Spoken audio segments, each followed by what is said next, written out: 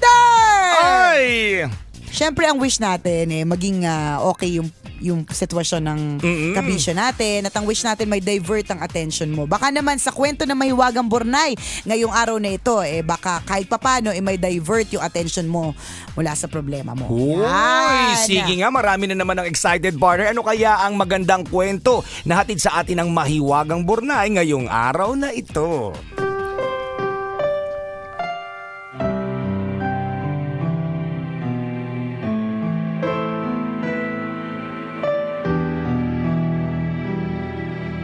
Malapit na ang Thanksgiving Day.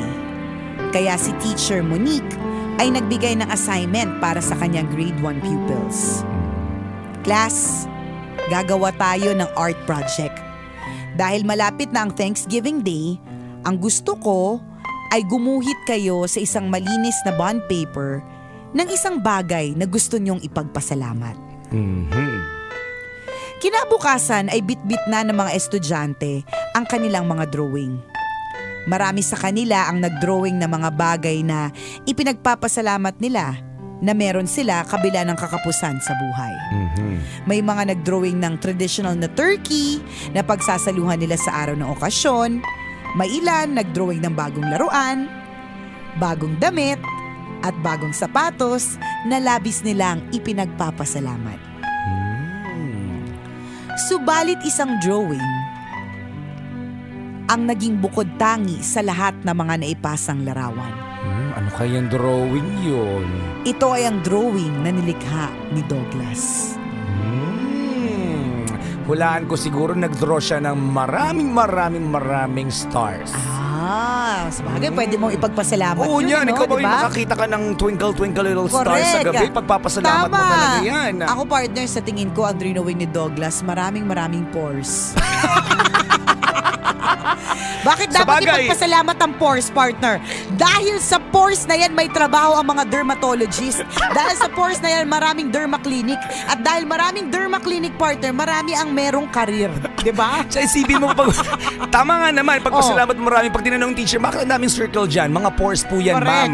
Isipin nyo na lang kung walang pores ang Yan. ating katawan, saan Diba? lalabas ang mga likidong nasa loob nito? Diba? Isipin mo na lang kung wala kang pores, paano ka magpapawis? Tama. Diba? Mga ganyan, So sa palagay pagpapaliwanag. ko, si Chris Schuper, ang palagay niya, nag-drawing si Douglas ng stars. Oo. Si Nicole Ayala, ang feeling ko po, nag-drawing po siya ng pores. Pero na talaga din na drawing ni Douglas.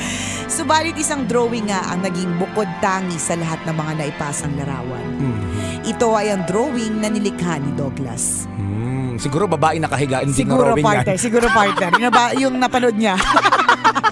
The night before. Si Douglas ay sadyang kakaiba sa ibang tipikal na mga estudyante. Sobra siyang mahiyain, kaya hirap siyang makihalubilo sa ibang mga bata. Kapag oras ng recess, ay makikita siya na nasa isang sulok lamang o di kaya naman ay nakapwesto malapit sa kinauupuan ng guro. Alam ni Teacher Monique ang kwento sa likod ng malungkot na mga mata ni Douglas. Diborsyado. Hindi ba pwede mapungay lang sa Kaya mata niya? Wait lang. Nakapagusga naman si teacher. Balay mo naman, alam niya naman talaga yung history. Teacher siya Okay, sige. Alam ni Teacher Monique ang kwento sa likod ng malulungkot na mga mata ni Douglas. Diborsyado ang mga magulang ni Douglas. Tanging ang yaya lamang niya ang nag-aalaga at tumitingin sa kanya.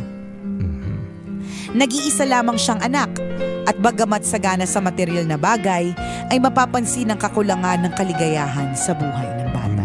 Teacher talaga masyado mapangusga. Oo nga. Paano mo nalaman hindi siya masaya sa mga toys niya? Oo. Diba? Dami na kaya niyan toys. Hindi mo lang alam pag nasa bahay siya, may escalator bahay Correct. nila. Tulad dyan, may elevator pa nga Tapos palak pa siya, pak, pak, pak, may dadating na popcorn. Sa assignment na ipinagawa ni Teacher Monique, ay lumitaw ang tunay na saloobin ni Douglas. Nag-drawing nga ng babaeng hubad pa. Manyakis pala. Ano drawing niya? Na-excite bigla ako na Sa drawing. assignment na ipinagawa ni Teacher Monique ay lumitaw ang tunay na saloobin ni Douglas. Nanghilingin sa kanya na iguhit ang isang bagay na nais niyang ipagpasalamat, ay iginuhit ni Douglas ang kamay. Isang simpleng kamay na nakabukas ang palad, walang hawak na anumang bagay. Oh! Alam mo, ang daling drawing niya. Madaya to si Oo nga, Douglas 3 days niya lang Oo. di ba? Gawain natin ng bata. Correct. Nang ipakita ni Douglas ang iginuhit niyang larawan, ay umandar ang imahinasyon ng kanyang kamag-aral. Hinulaan nila kung kaninong kamay ang iginuhit ni Douglas. Douglas, kamay ba yan ng isang farmer? Dahil ba ang mga farmer ang nag-aalaga ng mga turkey? Isang estudyante pa ang nagmungkahi. Kamay ba yan ng pulis? Nagpapasalamat ka sa mga pulis na nagtatanggol sa mga naapi? Hula pa more, sabi ni Douglas. Hula pa more! At may nagsabi pa na, siguro kamay yan ng Diyos. Dahil ang Diyos ang nagbibigay sa atin ng mga pagkain. At nagpatuloy pa ang diskusyon sa loob ng klase. Hanggang sa tumayo si Teacher Monique at sinabi, nakaiga pala si Teacher Monique. Kaya pala Nakailata nagpa-drawing eh. Tama, Douglas, mag-drawing muna kayo. Tama. Matutulog ako. Tamad pala eh. Habang nagdidiskusyon, si Teacher Monique tulog. At ngayon nag-ring na ang bell, bumangon na si Correct. teacher. At nagpatuloy nga ang diskusyon sa loob ng klase. Hanggang sa tumayo si Teacher Monique at sinabi, okay class, maganda lahat ng sinabi ninyo. Mag-ready na ang lahat para sa break time nyo. Mamaya ay titingnan natin ang iba pang gawa ng mga klase ninyo. Enjoy your lunch, class! Tingnan mo, no? Hintay lang mag-break Correct! talaga. Saka bumangon. Nagustang oras sa'yo magturo. Tama. Ganyan naman ang mga teacher na ayaw magturo, partner eh. May mga pinapagawang madami sa estudyante. Tapos sila hayahay. Hindi, joke lang. At habang nagla-lunch ang ibang mga estudyante, ay nanatiling nakaupo si Douglas sa kanyang desk. Kinukulayan ang larawan ng kamay na iginuhit niya. Dahil dito, ay nilapitan siya ni Teacher Monique. Ano ka ba naman, Douglas? Hindi ako makapag-lunch. Ba't andyan ka pa?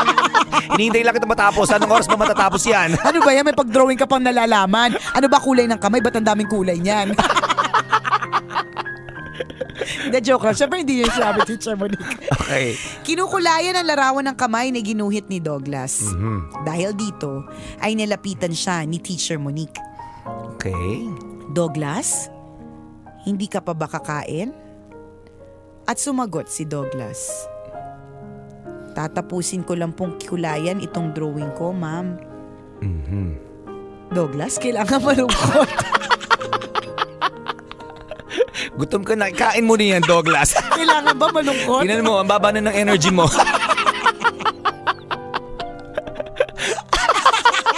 Kaya nasasabihan mo pinagdadaanan ka lagi eh.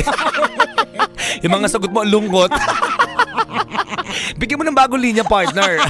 With energy level, yung pagsagot ni Douglas. Sorry.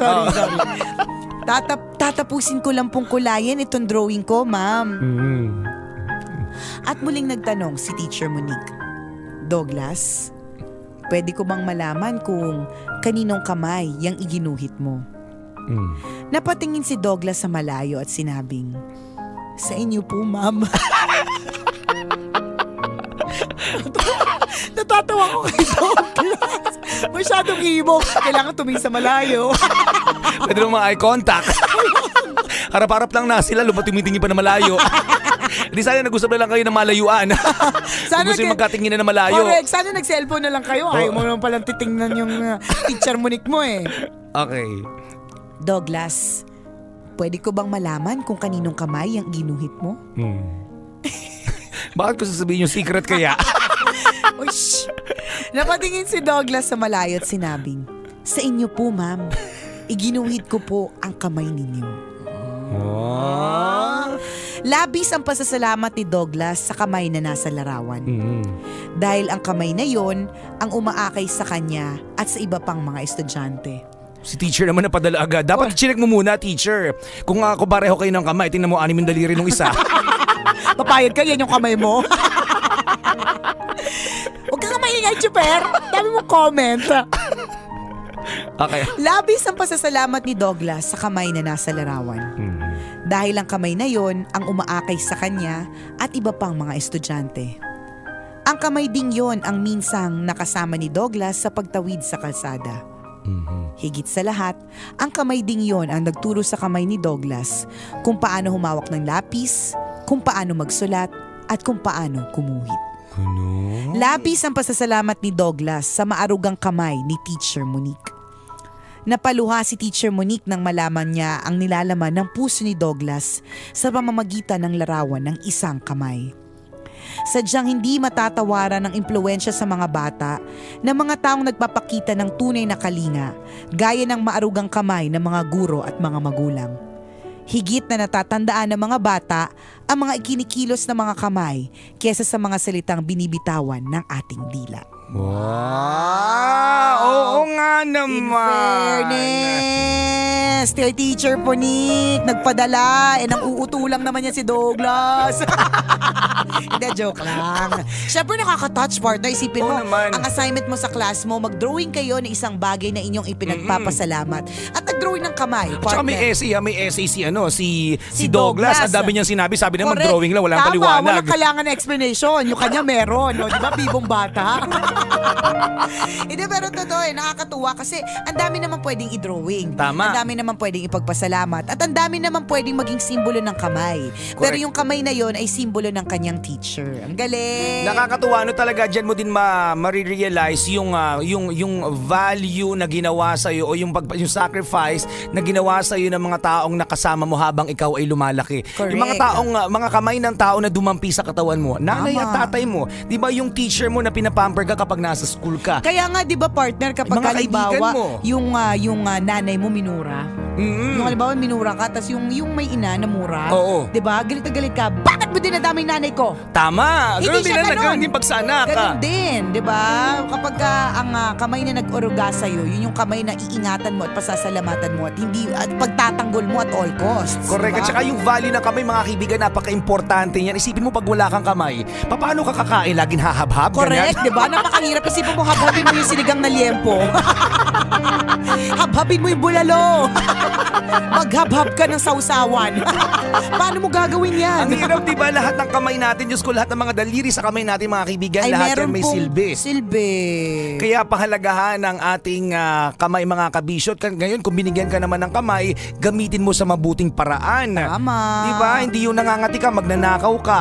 Di ba? Nangangati kami mo, dudukot ka kung Correct. kanino. Ayaw natin mangyari yung ganyang klase mga eksena. Kaya importantisious mga kabisyo, tayo po'y magpasalamat sa mga nag-aaruga sa atin. Tama. Tayo po'y magpasalamat na meron tayong mga kamay. Correct. Yan. Ito yung pagpapasalamat din sa teachers. Magandang emphasis din yun, partner. Correct. Na- Siyempre, niloko-loko lang po namin yung Oo. yung kwento ng Burnay. Pero sa totoo lang, nako, hindi matatawaran Tama. ang epekto at ang impluensya at ang training na ibinibigay ng mga guro. Kung wala po tayong mga guro, wala tayo ngayon. Hindi tayo Correct. marunong magsalita. Hindi tayo Totoo. marunong gumamit ng microphone. Wala po talaga tayong lahat kung wala ang ating mga guro. Sabi nga nila ito no nakaraang Pasko, nakakatuwa lang sabi, 'di ba, ang mga ninong at ninang daw ang pangalawang nanay Correct. o tatay ng mga bata, pero hindi, pangalawa daw ang teacher dapat. Oo, kasi mga ninong-ninang minsan walang silbi yan eh. Sa bagay, Pero- kadalasan wala silang silbi. Oo. Lalo na kapag Pasko, Pasko, wala. di ba, ang galing-galing magtago ng mga Correct. ninong at O, diba? ninang. Naku, walang kwenta yan. Oo. Nasabihan pa ang pangalawang mga magulang.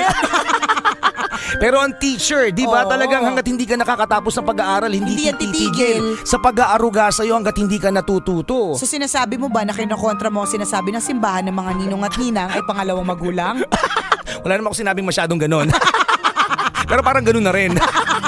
Hindi, pero totoo. Di ba yung pagpapahalaga sa teacher natin, yung mga sinusulat niya sa blackboard, di ba? Yung mga dahil sa kamay niya yun, yung sasabihin niya sa iyo, okay, Emilu, ito ang pagsusulat ng tama ng pangalan mo. Yan. Letter E. Di ba? Yan. Kamay niya ang ginagamit niya para Correct. maturuan Siya yung ka. nagturo sa iyo kung paano mag-script. Siya yung Tama. nagturo sa iyo kung paano mag-calligraphy. Siya yung Tama. nagturo sa iyo kung paano maayos na ilagay ang napkin sa panty mo. Hindi, ibig ko sabihin, Di di ba, ba? yung mga bagay na hindi mo alam. Second home mo yan eh. Correct. Yung school is your second home, di ba? Tama. Kaya ganun kahalaga ang role ng mga teachers sa ating mga buhay. Kaya yung mga teachers po na naging bahagi ng ating buhay, sino na sa kanila ang mga napasalamatan mo ngayon? Sino sa kanilang naregaluhan mo ng Pasko? Tama. Sino di sa ba? kanilang dinedma mo lang? Correct. Dinadaanan mo ng Christmas, wali kang regalo, ay kakahiya naman. Oo. Salamat salamat, Mahiwagang Burnay, sa pagpapaalala sa amin na mahalaga po ang mga guro at sa Tama. pagpapaalala sa amin na mahalaga ang ating mga kamay. Correct. Yan. Maraming salamat, Mahiwagang Burnay. Sobra, ang dami na namang na-inspire, ang dami na naman naantig ang puso, at dami na namang na tao, mga kabisyo natin na nagkaroon ng realization sa buhay. Correct. Ang mga kwento po ng Mahiwagang Burnay ay mababasa nyo po sa aming Facebook fanpage. I-search nyo lang po, Tambalan! Like lamang ng like, share lamang ng share. Corrected vibe. Pwede nyo pa rin kami mapakinggan via live streaming. Punta lang po kayo sa aming napakabonggang website. It's www.loveradio.com.ph. Muli po mga kaibigan, ito ang Tambalan ng isang balasubas. At ng isang balahura, ako po si Nicole Liala. At ako naman si Cambio Kengres Chuper. Na nagsasabing walang matatag na relasyon sa malanding may determinasyon. Yon!